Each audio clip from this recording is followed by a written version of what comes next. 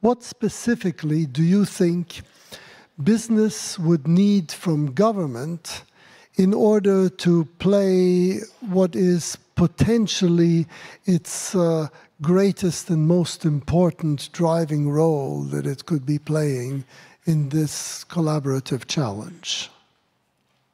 Dennis, if I can come back to a couple of themes that have been mentioned already. At the start, we talked about even though we have progress, we're not moving at the scale and the pace that's needed. You don't have that sense of urgency. And if you look back to history, the most recent time where we needed that scale, that pace, and that sense of urgency was when the world went through COVID.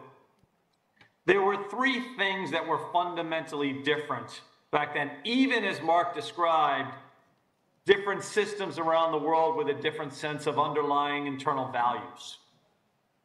You had a huge societal threat that everybody understood. You had a willingness for collaboration. And this, to your point and your question, a willingness for government and business to work together to change the rules of the game, to radically change potentially the speed and pace of the outcomes. What do I mean by that? Historically, you had rules in countries and across countries around the time it was needed to develop vaccines. In some countries, that was 10 years of testing. We didn't have 10 years to deal with it. We changed the rules, we figured out a way to collaborate, and we actually got it done in an unbelievable amount of time. It was a great presentation of humanity coming together and willing to change the rules to get to the outcome that benefited humanity. We don't have that now.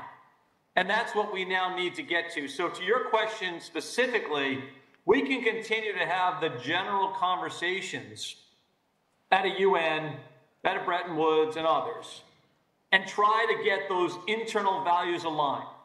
But the reality is we have a series of different systems around the world. So the better thing now to do is say within those systems, what are the rule changes that are needed to be made by government, to be applied by business, to get the scale and the cohesiveness at a pace of change that's needed. Some of them are in fact the boundaries of the rules of engagement around the use of and the benefits of the planet. We have them on financial systems. We need them about societal resources. I made that point last year when I spoke to this same group. I'm going to come back now to Isabella's point. As you think about energy, consumption, climate, let's go back to COP28. What was said was we agreed on three general principles: phasing out fossil fuels, tripling up renewables, and doubling the amount of efficiency from whatever energy source was given, fossil fuels or renewables, but double the efficiency to deal with the fact that over the next 2 to 3 decades, we're going to have a 25% increase in the amount of people on this planet, never mind the rise of the middle class, which will continue to increase consumption. So now what is needed is the G20 group and all of the prep necessary between the B20, the T20, and everything else predecessing that has to be on a journey collectively together. The G7 meetings, the WEF meetings, the GSS meetings, the COP meetings, to say what is it that we are going to do to drive that change at the necessary pace.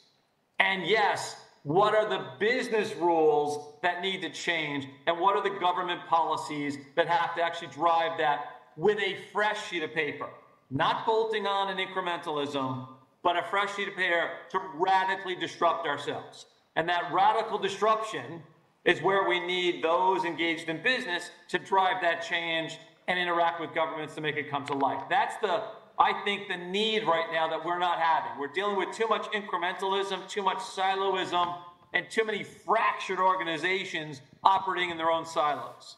And unless we can get the collective major initiatives and meetings aligned around the need for radical disruption and rule changes, I'm afraid we're not going to make the changes necessary to get to the pace and scale that we need.